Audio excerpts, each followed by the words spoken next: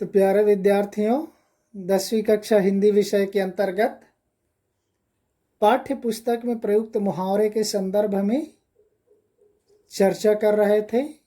ये 5वां वीडियो आपके सामने प्रस्तुत कर रहे, जो गद्य खंड से संबंधित है। और तीसरी कसम के शिल्पकार का हम लोग वहाँ पर तीसरा लिए थे, यहाँ पर 2 और छूट गया है, उसको हम कंटिन्यू करेंगे। देखते हैं चौथे नंबर पर क्या है। तराजू पर तौलना। अर्थ हो जाएगा उचित अनुचित का निर्णय करना, मतलब न्याय करने से संबंधित है। तराजू पर तौलना यानी उचित निर्णय करना या उचित अनुचित का निर्णय करना, ये हो जाएगा। हम कोई भी किसी चीज़ के बारे में फैसला करते हैं तो हम गुण दोष के आधार पर उसका निर्णय करते हैं, उसी को कहा गया है तराजू पर तौलना। कोर्ट वगैरह के संदर्भ में है। आप कोर्ट वगैरह में देखे होंगे, एक मूर्ति की आंखों में काली पट्टी बंधी होती है और वो तराजू लेकर के खड़ी रहती है, उसी के संदर्भ में। 5वां है हावी होना, अधिक प्रभावी होना। तो ये पाठ तीसरी कसम के शिल्पकार का समाप्त होता है। नेक्स्ट है 5वां पाठ गिरगिट। ये भी पाठ्य पुस्तक में नहीं है, लेकिन मुहावरे हमने रख लिए, बार बार बोला जा रहा है। चलते हैं पहले मुहावरे की ओर। त्योरियां चढ़ाना, गुस्से में आना। त्योरियां चढ़ाना, गुस्से में आना। प्रयोग आसानी से कर सकते। जब विद्यार्थी अपना होमवर्क नहीं करते तब शिक्षक अपना त्योरियां चढ़ा लेते हैं। ऐसा आप आसानी से मुहावरे प्रयोग कर सकते हैं। गांठ बांध लेना, अच्छी तरह समझ लेना।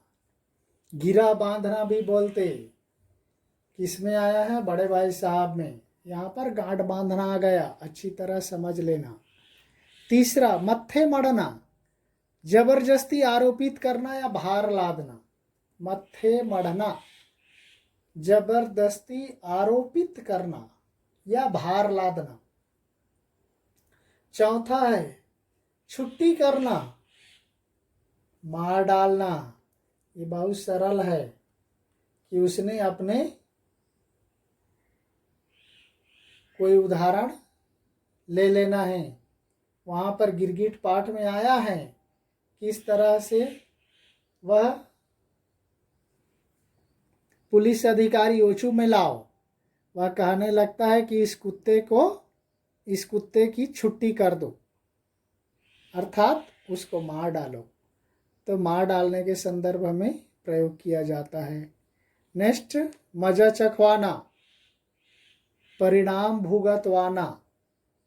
6वां है किस्सा खत्म होना, अर्थात अंत हो जाना, समाप्त हो जाना को कहा जाता है किस्सा खत्म होना।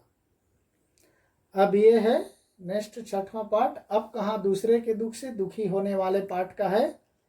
ये टेक्स्ट बुक में है, तो यहाँ से ये महत्वपूर्ण भी है। नंबर 1 है, देखिए, दीवार खड़ी करना, बाधा उत्पन्न करना।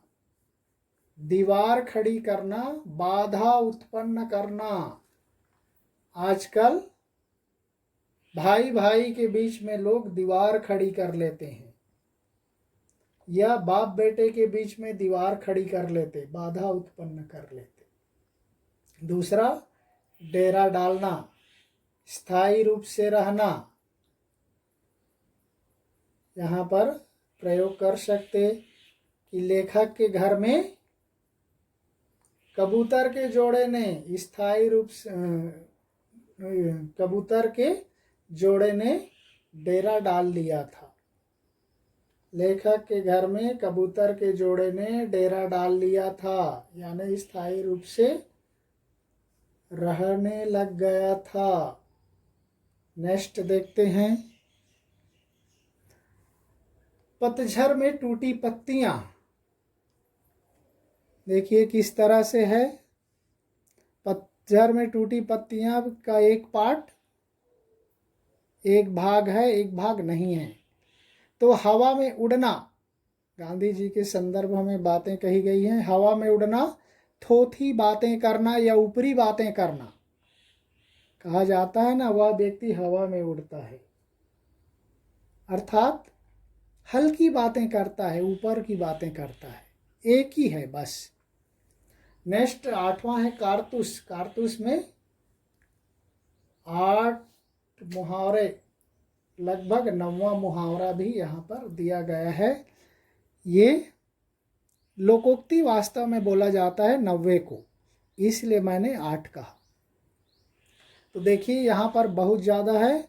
कूट कूट कर भरना, भावना का बहुत अधिक प्रबल होना। किस तरह से? सादत अली और वजीर अली के बीच में जो प्रसंग चलता है, तो वजीर अली के मन में देशभक्ति की भावना कूट कूट कर भरी हुई थी। तो वजीर अली बहुत शक्तिशाली था और अपने दम पर अंग्रेज़ों को भारत से बाहर निकालना चाहता था, उसी के संदर्भ में। दूसरा, आँखों में धूल झोंकना, बहुत सरल है और बहुत प्रचलित मुहावरे है। आँखों में धूल झोंकना, धोखा देना, अर्थात सामान्य से कहा जाए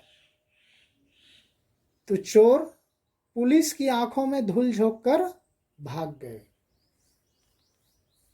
अर्थात धोखा देकर चले गए। नेक्स्ट है हाथ न आना, पकड़ा ना जाना। हाथ न आना, पकड़ा ना जाना।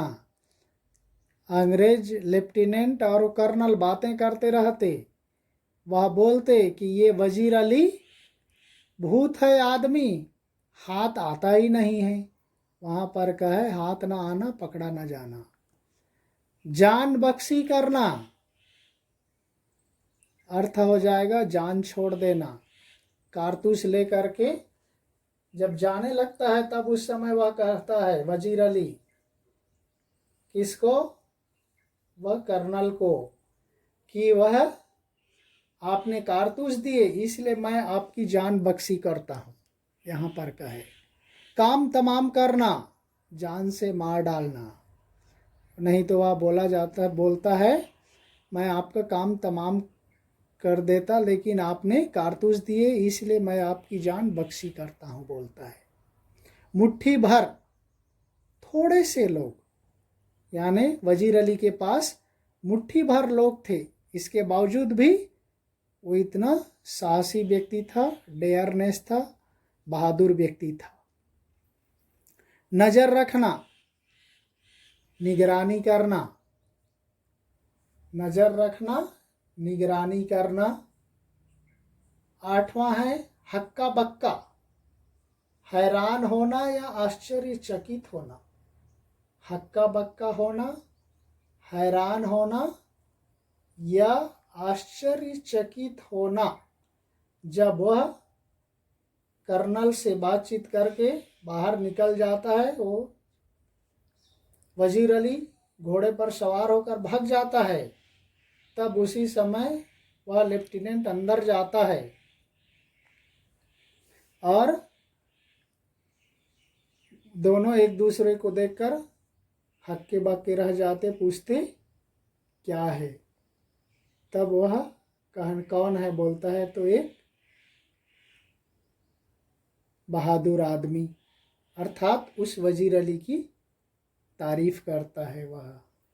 तो वहाँ पर का प्रसंग है। ये 9वां है दीवार हमगोश दारत तन्हाई। जब वह वजीर अली उनके कैंप के पास आकर रुकता है, वह अंदर जाता है, तो वह सबको तन्हाई तन्हाई बोल के बाहर निकलवा देता है। उसी समय की ये बातें हैं। वह कहने लगता है कि दीवार हमगोश दारत तन्हाई, अर्थात उनको बोला जाता है कि आप दिल की बात कह दो, तब वह कहता है नहीं साहब, दीवार हमगोश दारत तन्हाई, दीवारों के भी कान होते हैं, ये तो आपके आदमी हैं। तो इस तरह से यहाँ पर दीवारों के भी कान होते हैं, हमगोश दारत तन्हाई। इसी के साथ ही गद्य खंड से संबंधित बड़े भाई साहब से लेकर कारतूस तक के पाठों से संबंधित जो मुहावरे मुझे मिले, उसके संदर्भ में हमने आपको अर्थ बता दिया। थोड़ा और बीच बीच में हम लोग चर्चा करके उसके प्रयोग को आसान करने के लिए, आपको समझाने के लिए हमने ज़्यादातर पाठ्य पुस्तक से संबंधित बातों को ही लिया, क्योंकि वह सरल होता है, पढ़ा हुआ होता है। और इसके अलावा भी आप अपने तरीके से प्रयोग करना चाहते हैं तब तो और अच्छी बात, क्योंकि वो आपके स्वयं के शब्द शक्ति के ऊपर, भाषा की पकड़ के ऊपर निर्भर करता है कि आप उसका प्रयोग कैसे कर सकते। और ऐसा करना भी चाहिए, केवल मैं लिखाया वही या मैं बताया वही हूबहू नहीं करना चाहिए। अपने तरीके से शब्द बनाने का, वाक्य बनाने का, पद बनाने का प्रयास करना चाहिए, तभी भाषा अच्छी होती है। भाषा सीखी जाती है, केवल नकल कर लेने मात्र से भाषा को नहीं सीखा जाता। तो आप जितना ज़्यादा संभव हो सके ये उसके अर्थ मालूम होने चाहिए। मुहावरे उसके अर्थ मालूम हुए तो प्रयोग करना कोई बड़ी बात नहीं है, आसानी से आप प्रयोग कर सकते। तो आप इसको देख करके नोट्स बना लेना और अपने अनुसार इसको पाठ्य पुस्तक के संदर्भ में अपने तरीके से प्रयोग करने का प्रयास कर। नेक्स्ट वीडियो में एक और वीडियो है जो संचयन पाठ से संबंधित है, उस पर मिलेंगे। तब तक के लिए धन्यवाद। जय हिंद।